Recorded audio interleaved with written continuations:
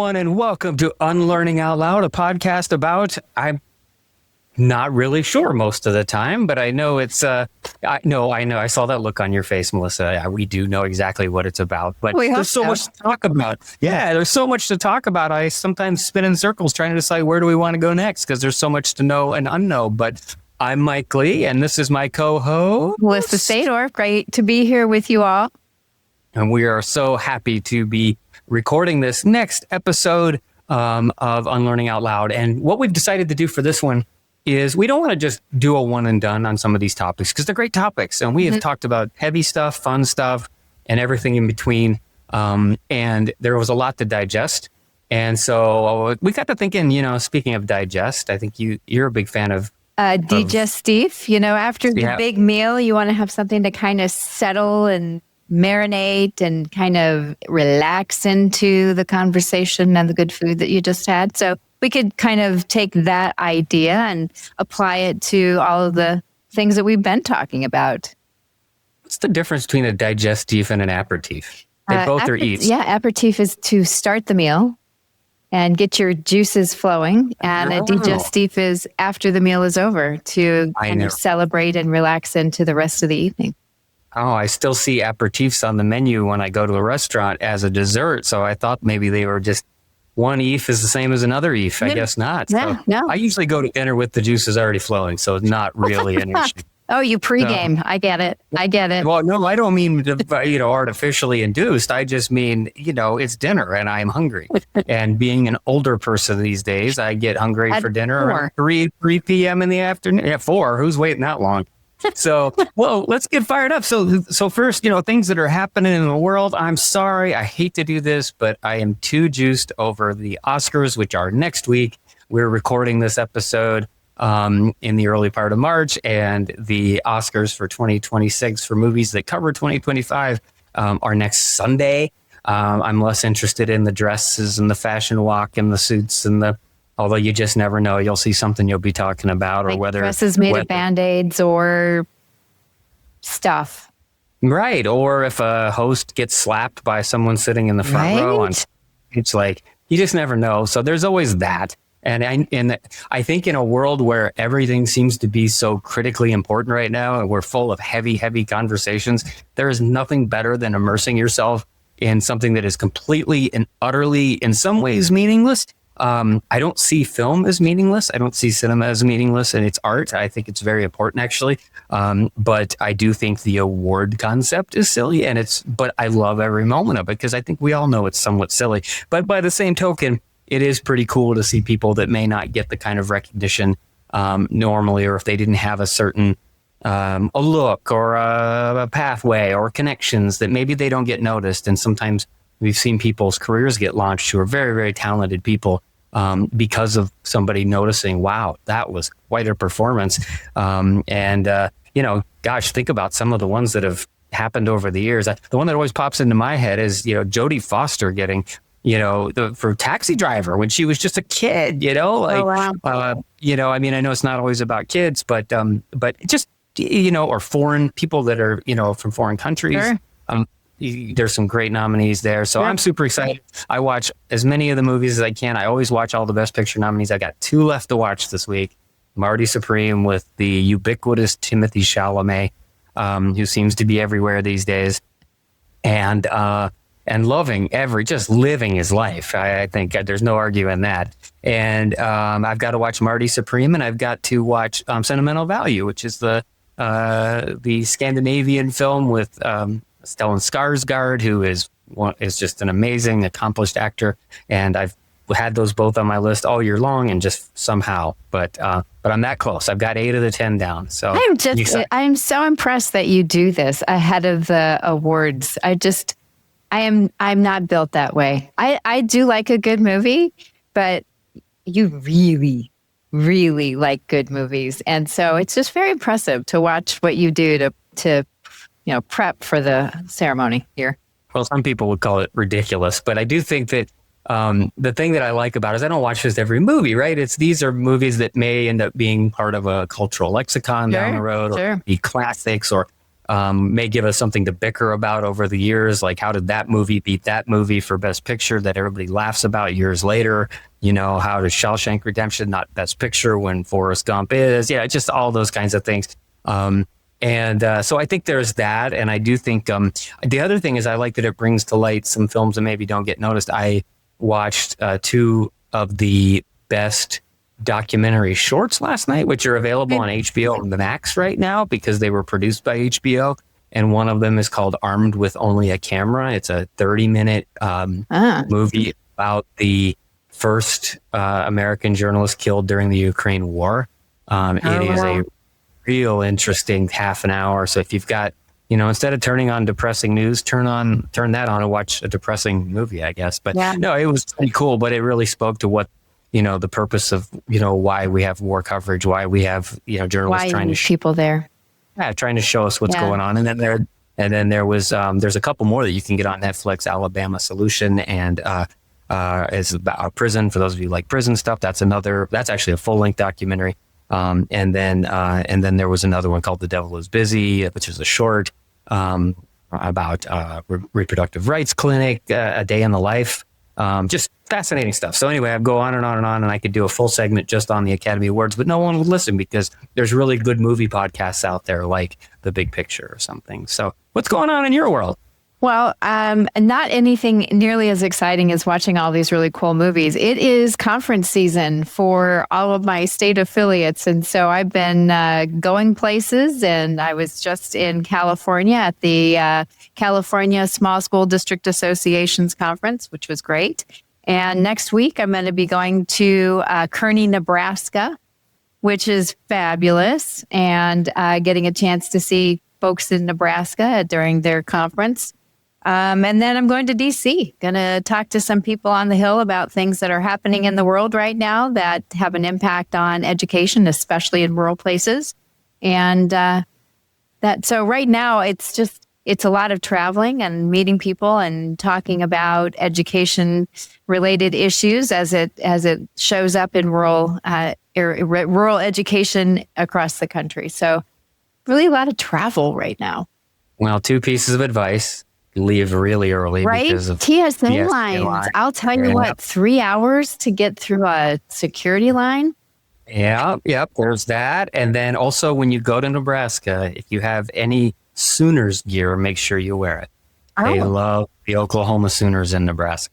Big fans. I don't have any Sooners gear, so maybe I need to do a quick run to the whatever store to get something. Get some Oklahoma Sooners gear stuff to wear in Nebraska. So are you telling me that, and I'm going to get beat up? Well, I would put my money on you winning a fight with pretty much anybody. But still, no. There's Oklahoma and Nebraska hate each other, so don't do that. I would have clearly texted you afterwards and said, "Don't do sign that. out of that. Don't do that." Yeah. All right, stuck in my crawl. I got one for you. I'd love to hear it. Ziploc bags. What about Ziploc bags? Well, they were invented to make me look like a complete and utter freaking idiot. I don't understand. As a matter of fact, I'm pretty sure they were invented when we were kids. I seem to recall them being a big deal because do you remember when we were when kids, it was the twist tie? Well, yes, but I also remember it was more common, like for sandwich bags, you folded the little sandwich bag aside and you flap it over, which wasn't good for keeping your bread fresh, but it was easy. And sandwich bags aren't particularly hard for me, but these, I guess maybe with apologies to the Ziploc brand, the ones that these companies use for their packaging are clearly, I'm pretty sure Vladimir Putin is behind them in his constant attempts to undermine American morale. Because if you've ever bought a giant bag of blueberries from Costco or something and then tried to reseal it, yeah, good luck. Because I think again, I sit there and I'm just like, eventually I just end up folding it over itself, sticking a baggy clip on it and calling it. I just rubber band it. Yeah, I was feeling really irritated about that this morning, and I just couldn't resist sharing. Okay. Got anything up your crawl?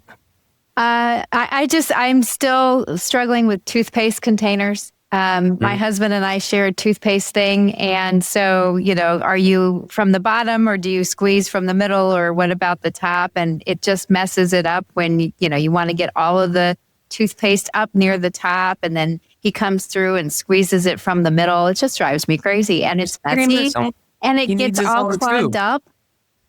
Why not just get him his own tube?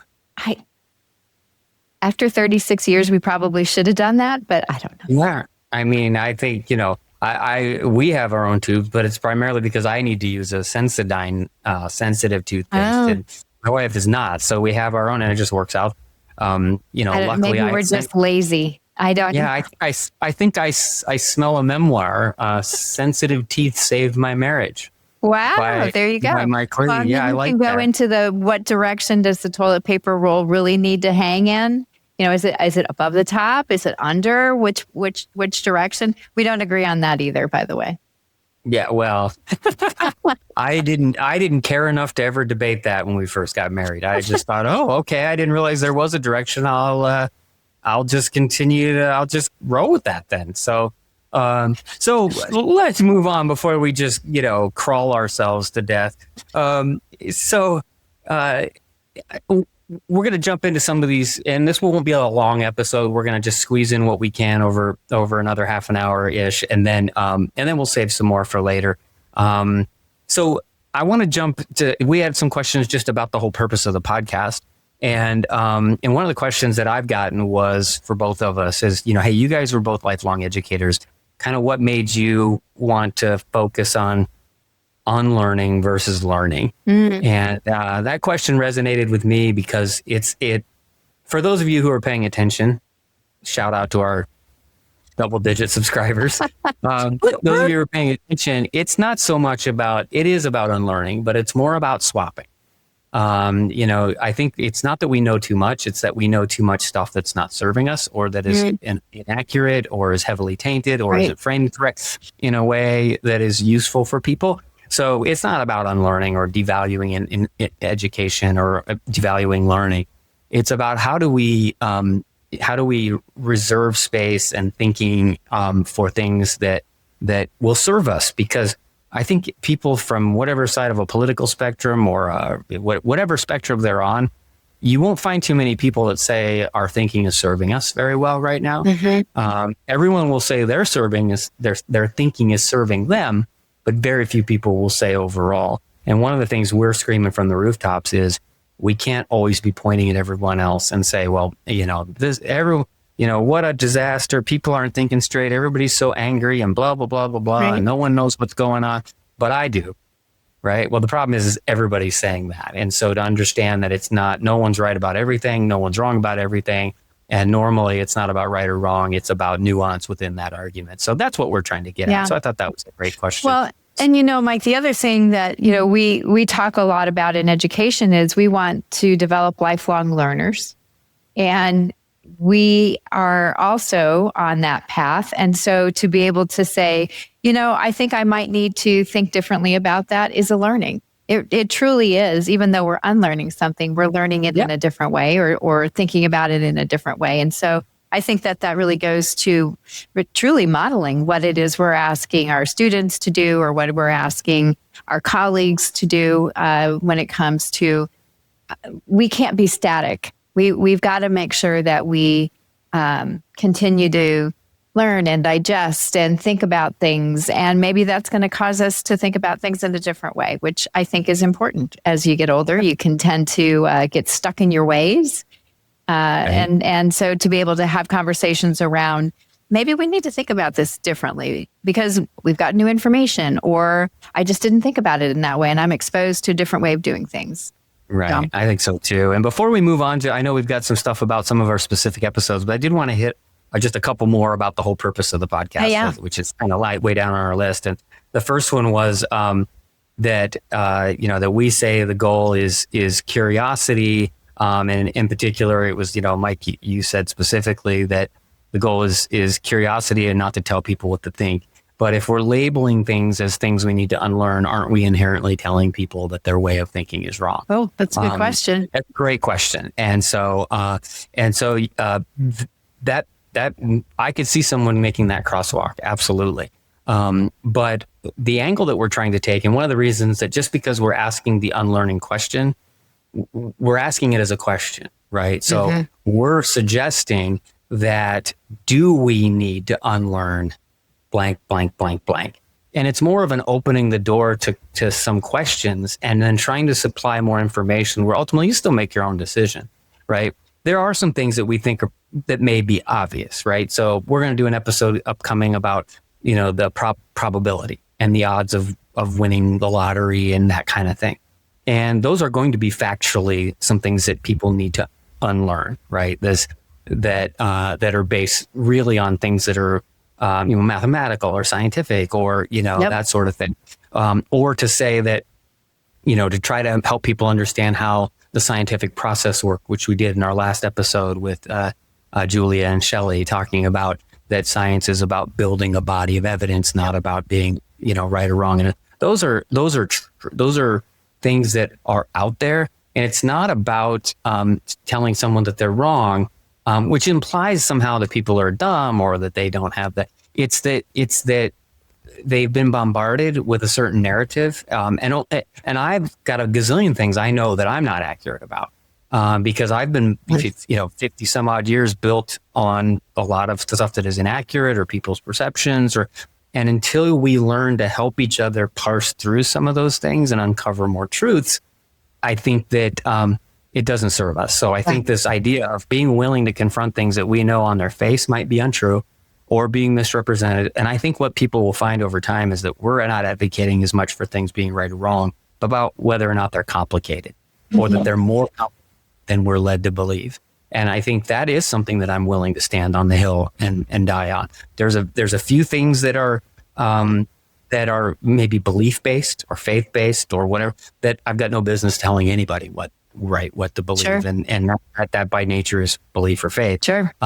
But there are other things, right, like probability or understanding how a scientific process works, or understanding that there is an industrial complex out there that is the industry is getting people to click on things or pay attention. Those are just facts. And the fact that we need to continue to shift our attention to knowing it's there, because a lot of times people will agree, I know that industry exists, but again, we ignore the effect it has on us. Yeah. So it's more of a conversation I would like to have with our audience than it is about right or wrong.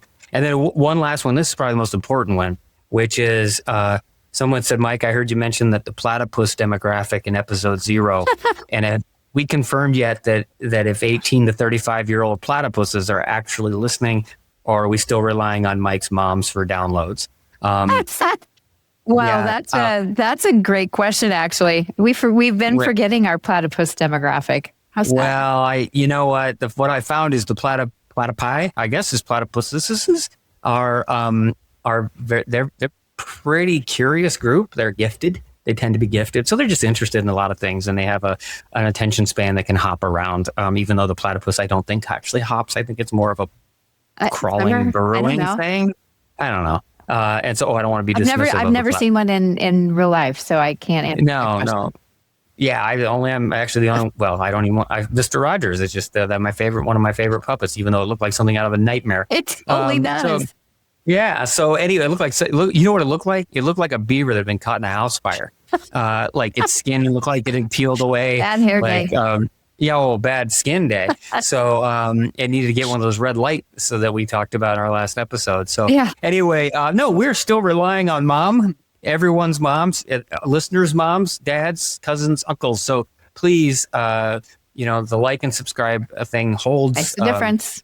Now, again, even if you don't have to listen to the whole thing, just click like, subscribe. It takes a while to build up any listening audience for these sorts of things, and we don't mind because we're just having fun. We're not looking to monetize this and help our algorithm out, please. Yeah, and I do think what's interesting is I've been thinking about this, but I was afraid to bring it up. I'm going to do it anyway because I didn't want it to look like, you're not getting as many listens as you'd like, and you just are, sour grapes about it. Absolutely not, because I don't care. I'm not looking to build a like, this is just fun, right? This is the kind of stuff you and I talk about. Why not record it and put it out? And that's exactly what we said when we said, hey, why don't we do this podcast? We think we're funny. We think we're entertaining. We have great conversations. Why don't we share them with everybody? And so that's really where it is. And if people think it's entertaining, then great. We're not out there looking. I haven't checked, to be honest with you. I haven't checked once, the listening statistic, none of it. Over time, maybe I will, but at this point, it's not about that. But I will say what's an interesting thought is, and it didn't pop into my head until this past week, is the original concept around podcasts, or I shouldn't say concept. One of the great hopes around podcasts originally, it was this idea of democratizing broadcasting, or democratizing information sharing and conversations.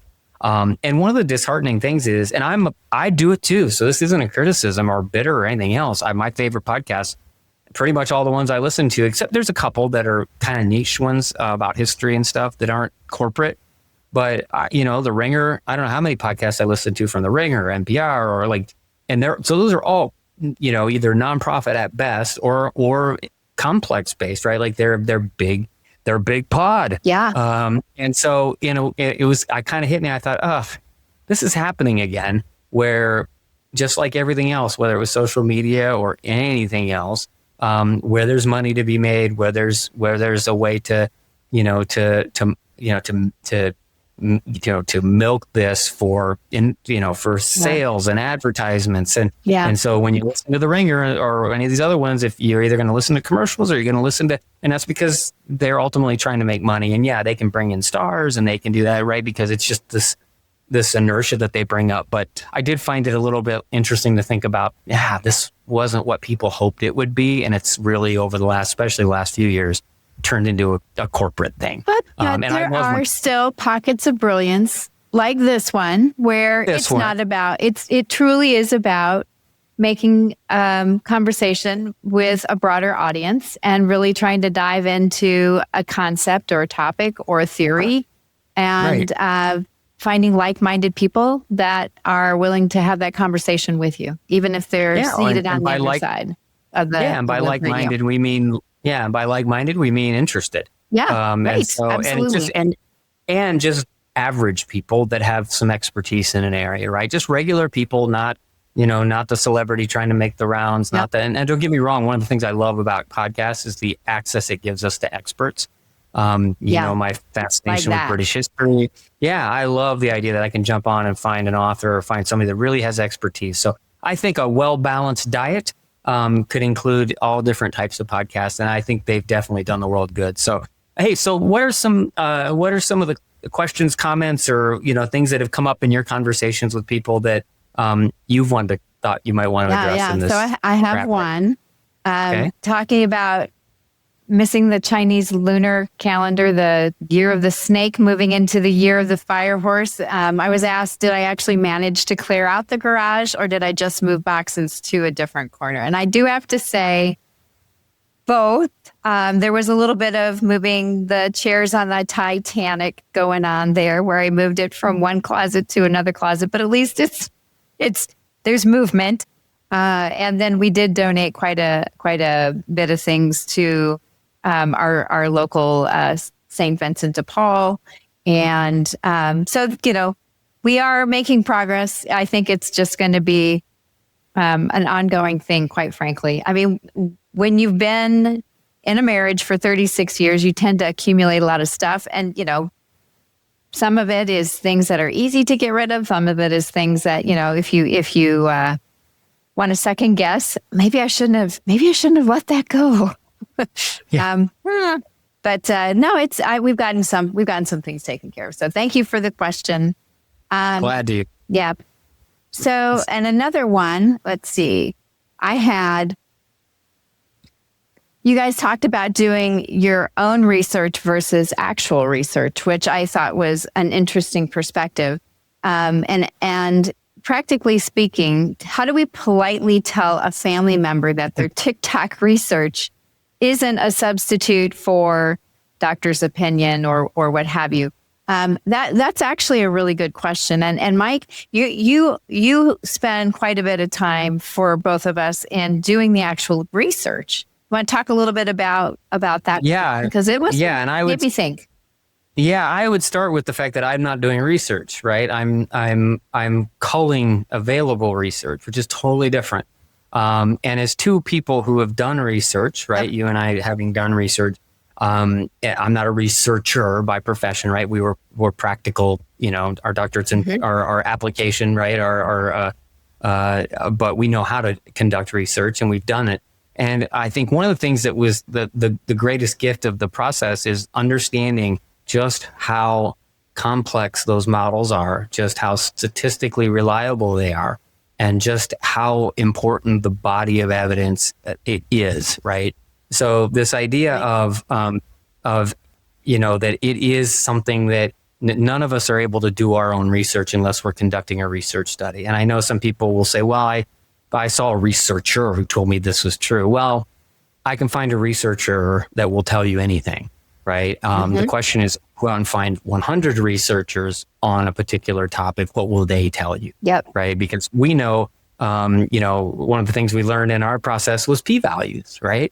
Yes, it is. The idea, right? That I remembered something. The idea that, just, to boil it down, the idea that what is the likelihood that this outcome could just be random, right? And every study has a p-value, at least every quantitative study has a p-value, and essentially tells, look, this study, even if we did it completely right, could still just be an accident that we got these results. Because guess what? That just happens. It doesn't matter how well you design an accident, or how well you design a study, right? So the idea that you could find someone that has credentials that will tell you, my study shows this, or there's questions about that, is not the question. Of course you can. And the cynical me would say, you can definitely find ones, especially if they're about to go if they know that they might have found a niche market to go on a tour and get a bunch of people who maybe share their ideology to show up and buy a ticket, or not buy a ticket, but buy their book, or to click like on their YouTube channels or whatever, because there is an industry to be made there. And you'll hear people accuse researchers quite a bit of, well, isn't it in their financial best interest to fake the results so that they align with the overarching body of knowledge? And I would argue it's the opposite, that adding another piece of research to an existing pile of research is not flashy, it's not sexy, it doesn't get anybody's attention. Yeah. Right. And so if you want to make a case that, you could be considered an outlier and maybe get ostracized, well, maybe there are examples of that, but there's far more examples of strong, well-regarded researchers who have thrown monkeys into the wrench, right? Monkey wrenches into the system, whatever. I just said monkeys into the wrench sounds great. Yeah, just got done talking about p-values. Now I'm chucking monkeys into wrenches. Nothing. If anything else, throw a wrench at a monkey. No, don't come after me, animal rights people. So this idea that, could you make a case those people? Oh, of course, right? There's any type of example of a person or a motivation that you can come up with. There are examples of those being out there. The question is, what do the bulk of people do? Why do they do what they do? Yeah. And what does past history tell us? And so past history would indicate that that's not the case, and that only the outliers that people love to bring up when they make those kinds of cases are the same ones over and over again out of literally thousands of things that are studied, right? Tens of thousands of things that are studied. And so I just, and so in terms of your own research, going back to the question, I'm going to hit on the own research question here. That was my next one as well. Not that particular question, but a similar one, is this idea of how do you tell someone? And that's a whole nother podcast episode because, I think it was Jonathan Haidt, the social psychologist, who said, it may not have been him, so I could be misattributing, but I know he has referenced it. And that is, never bring data to an emotion fight. Oh, such a good quote. Yeah, because you can bring as much information or facts as you want. It's not going to change anybody's mind once they've associated their ideas with their view of themselves. This is not my opinion. This is who I am. Yep. So if I accept the data that you bring to the table, it fundamentally undermines my perception of myself, my representation in the world, my brand, right? Yep. And no one's thinking that out loud, right? Yep. Or on surface, no one's thinking about that, but that's what's going on under the hood, right? And plenty of research that's looked at what gets people to hold on to beliefs or dismiss beliefs, and in the face of overwhelming evidence to the contrary, and how increasingly the excuses and rationalizations how they can become increasingly just out there. Mm-hmm. And that's how desperate people are to protect their beliefs. So my opinion would be, just be very careful about that. Try to inject things into the ecosystem for them to be exposed to. Try to ask them more about, how did you arrive at that? Or did you do any, one little trick that I love, and I think we may have talked about this at one point, but I don't know that we have, is one of our human tendencies is we never try to prove ourselves wrong. We always try to prove ourselves right. So the first thing I'm going to do, we've talked about that. I know we have. Yep. And so one of the great strategies for someone is, rather than say your TikTok influencer is wrong, is say, have you, there is an example on one side is, have you gone out and tried to, don't let me tell you you're wrong, but how much effort, and word it in a way that your family member will relate to, but have you tried to go out and try to prove yourself wrong, or try to prove your and don't make it yourself, make it the influencer, right? Because it distances it a little bit from the person, but people become so entwined with their favorite personalities that it's hard to do. So have you tried to, have you gone out and really asked a tough question? And this is where AI, in spite of the fact that it's probably destroying the world as we speak, it's certainly going to destroy the job market, where it can be super useful. And one of my favorite uses of an LLM is to say, your job is to play, and use it just literally word for word. Your job is to serve as devil's advocate. I'm going to share with you opinions, and I want you to push back with evidence and give me, high profile studies, give me reasons, and engage in a conversation with me where you're going to try to convince me that it's incorrect. Right. And so, having it be not a person is less emotional. Mm-hmm. And it also can point you to evidence, like that you may not otherwise find. And it sure beats a Google search, because we're not usually going to search for the stuff to try to prove our favorite TikTok. Oh, we aren't. And right. It goes back to another comment that we had when we were talking about intent versus the impact on social media. And I had talked about family relationships or friendships that are impacted because there's a hostile tone that may not be there, or the things that are happening out in the world, and they have a certain perspective that they're not moving away from, and pausing to ask, am I guessing? It leads right back to that, actually, that conversation we had around, are we actually divided, or are we being sorted? And right. So it's something that I think is important to think about. And so I'm glad that we've had a chance to kind of noodle on that, and that people are noodling along with us. There's all kinds of noodling going on. Just not in the gym locker room. Please, not in the gym locker room. So there was another one I liked, and we got a little bit more time just to do a few more. But there was one that talked about the retraction on Tylenol and autism, that it's not getting enough attention. Yep. And that, yes, there was all this attention that was that was drawn by the assertion that Tylenol causes autism. But then, some people in the government walked that back, but it was quietly walked back, and most of the public never heard the walk back, or it's too late, damage done kind of thing. But the question is, don't you think the medical community has historically dismissed patient concerns too quickly? And isn't that exactly why people turn to Reddit in the first place? That's a perspective. It's a loaded question. Yeah, sure. We could unpack that question. There's two major questions there. So do people turn to Reddit in the first place because they've been misled by the medical community? I don't believe that's the case, but I don't know that that's been studied. But I do think it's one of the reasons that people will turn to Reddit. But I do think that a place like Reddit or, YouTube or whatever, is a place that when people are looking for answers, they go to, because they go try to find other people. But one of the things that I would challenge Reddit medical people, users for Reddit, is come up with 10 not crazy, but come up with some random ideas, right? That does using too much frankincense oil on a sore muscle cause cancer? Or does, Really weird question, Mike. I know I'm just making stuff up. Could taking ginger caplets too regularly, could it cause stomach cancer?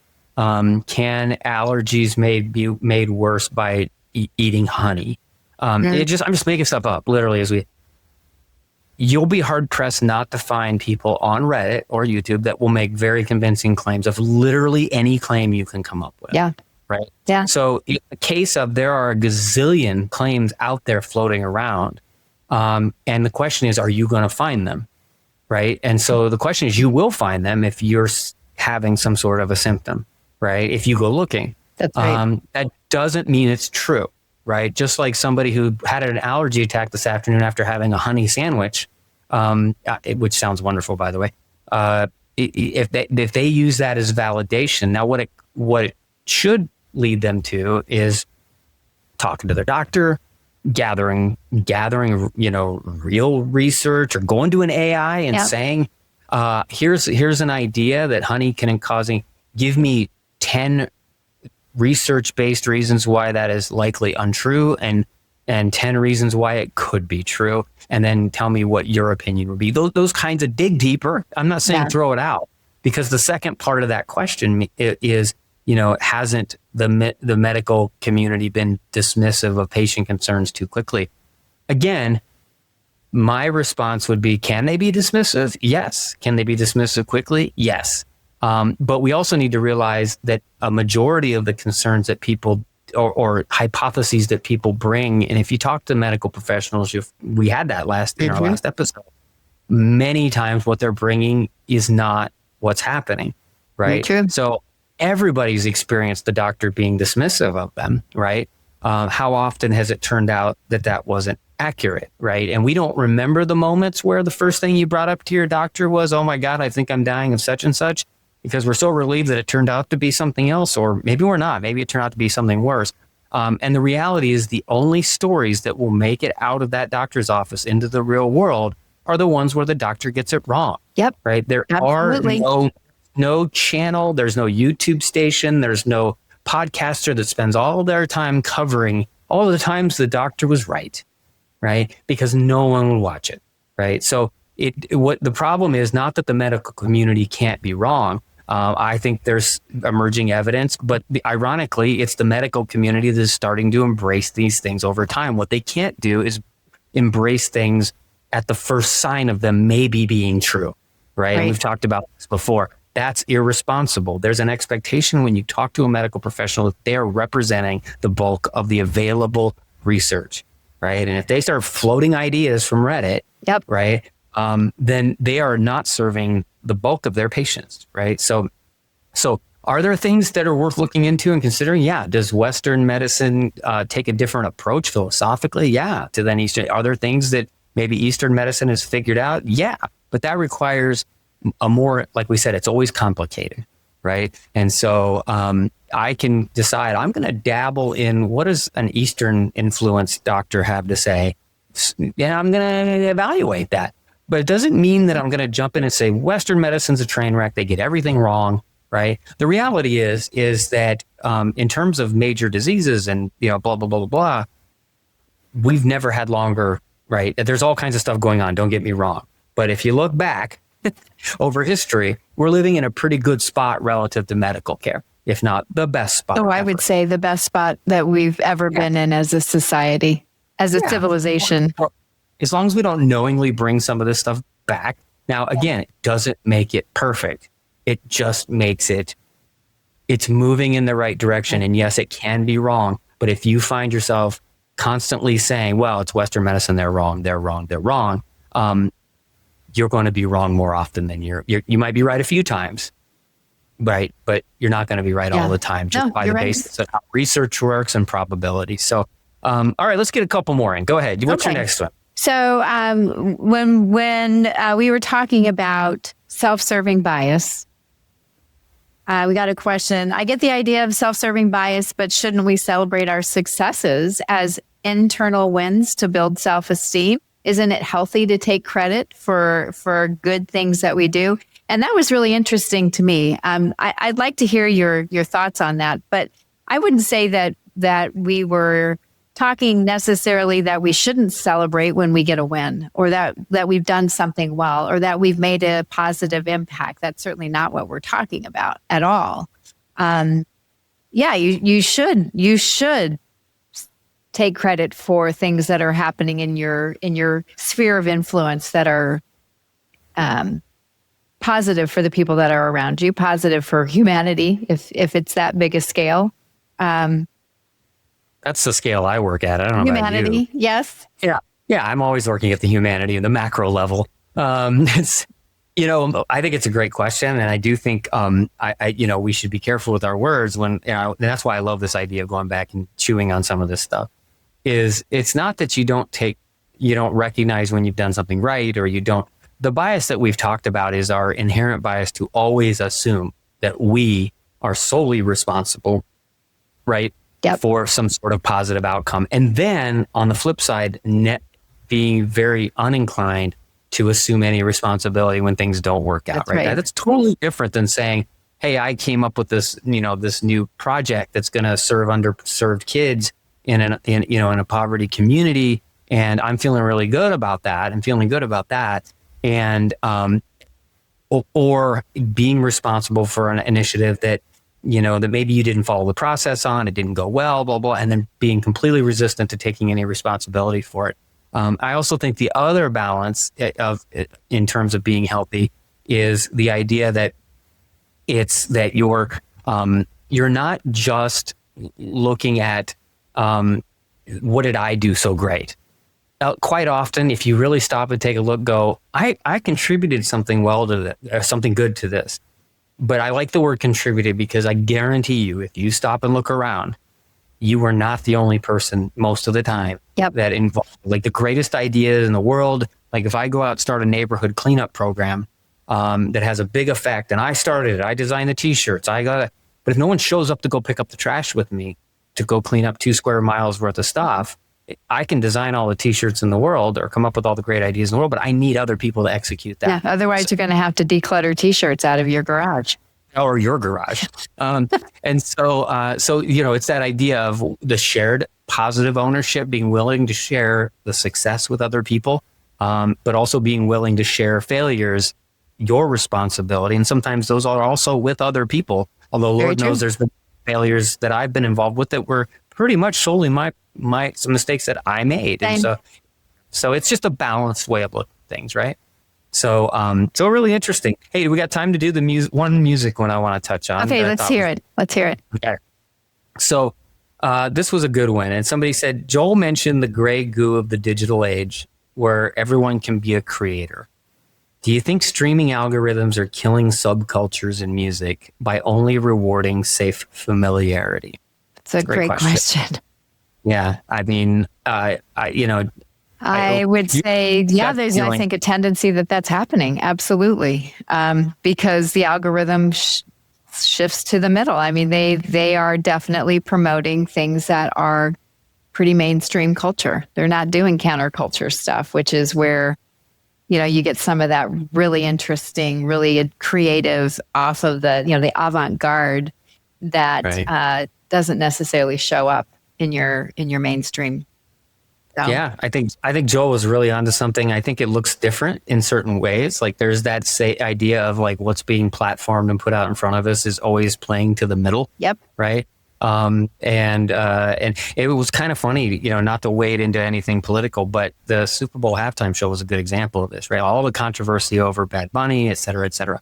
Well, one of the running jokes about Super Bowl for decades, the halftime show, since it became bigger than the game somehow, is that it was always a somewhat safe performer that was picked, right? In terms of their music appeal. Right. Not necessarily safe in terms of everybody liked that person or their opinions or, right? Like if you go back and look at it, there's a list of people that have all kinds of crazy things in their back, right? Like controversies related to them. That's nothing new. But what they typically have done, and they've been criticized when they haven't, is pick something that you're going to get, tens of millions of people might tune into the Super Bowl because they like this artist. It's exactly what happened with Bad Bunny, one of the biggest selling artists on the planet. And it was made even bigger a thing because of the controversy surrounding it the weeks going into the Super Bowl. Exactly. And we live in an age where the controversy can only make it better. And when you have a brand like the NFL, which is bigger than any of the people arguing, and is pretty much immune to this kind of controversy, it does nothing but help it, right? It turned out to be massively watched. And in the end, it didn't really matter the next day. But ultimately, it's been the joke that that's not a place for music lovers. That's just a place for people hanging out at a Super Bowl party, right? So, it's a playing to the middle, playing not necessarily the middle because people think politics. It's playing to the broadest base of music listeners that you can get. Absolutely. Usually goes across ages, and this played more to a younger crowd. And there's a lot to say about how you choose your demographic targets, et cetera, et cetera. That's not for this episode. But the algorithm is doing kind of what the Super Bowl halftime show has done for years, which is always put to the middle, put things that are more universally appealing and then making them more universally appealing, right? It's a self-fulfilling thing. However, the algorithm also does support unique stuff, that kind of thing but it only supports it for people who are already into it, right? So if I'm listening to, like right now, I'm wearing Matte Black, which is a little band that's really growing out of San Diego. That's really cool. Really recommend you check them out. It's like 9 Inch Nails and Depeche Mode had a baby. Okay. Really cool sounding music and great band. We just saw them live.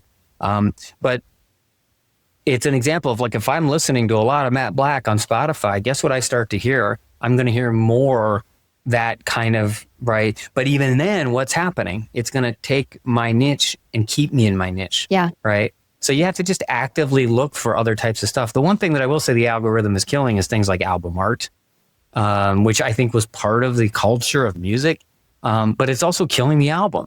Right. And I think that's part of, because people are digesting content in smaller doses. People don't even know what that means anymore, really. No. The flip side usually involves the hand and a finger. Right. And so, right. And arguing over a halftime show. Sure. But I do think that's why there's been a bit of a gravitation back towards vinyl, right? This idea that you can hold on to something, you can look at it, you can digest it. But interestingly, the album itself, the album experience, and I wonder if and this literally just popped into my head, as someone who doesn't really get Taylor Swift, right? My wife loves Taylor Swift, but she also loves Matte Black and, Metallica, but she loves Taylor Swift. Yeah. But what's interesting, and I've always said, look, I have nothing against her music.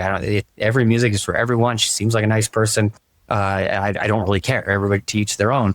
But I've tried. It just, not really my thing. And so, but it just hit me as we were talking. I wonder if part of the draw for a Taylor Swift or a Beyonce, for example, not to discredit the music itself, but there is this community around these people because what they do release are experiences in their album, their stories, their complete tales. Yep. These people are listening to an entire arc of music, not just a single, not just a song.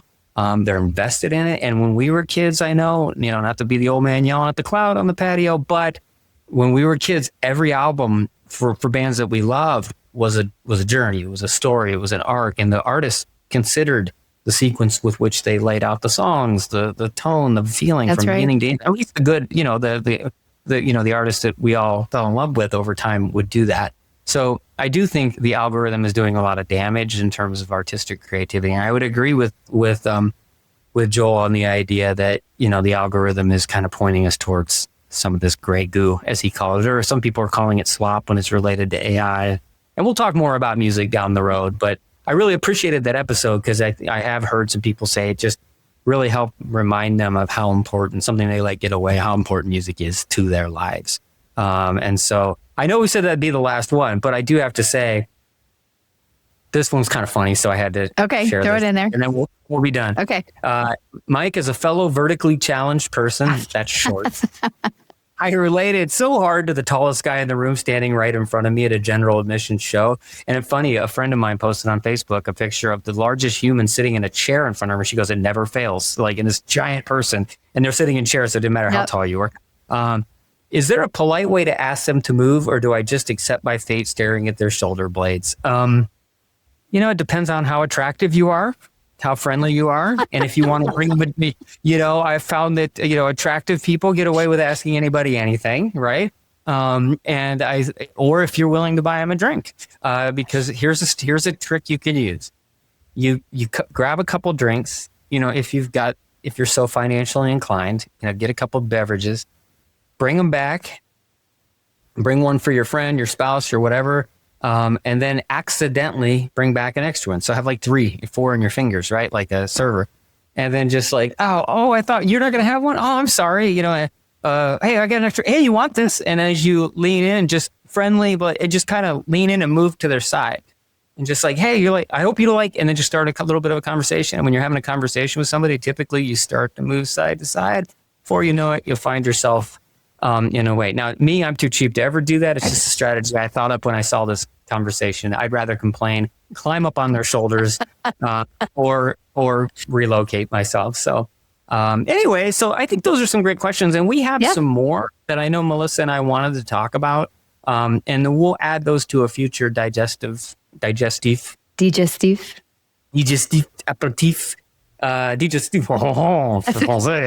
Sorry, I had to do that. So, again, keep the questions coming. And I'm so excited to make an announcement. I meant to do this at the beginning. We're putting on our big boy pants. We have our own email address. What? Get your pen and paper handy, kids. It is a Gmail account. I wanted to do Unlearning Out Loud, right?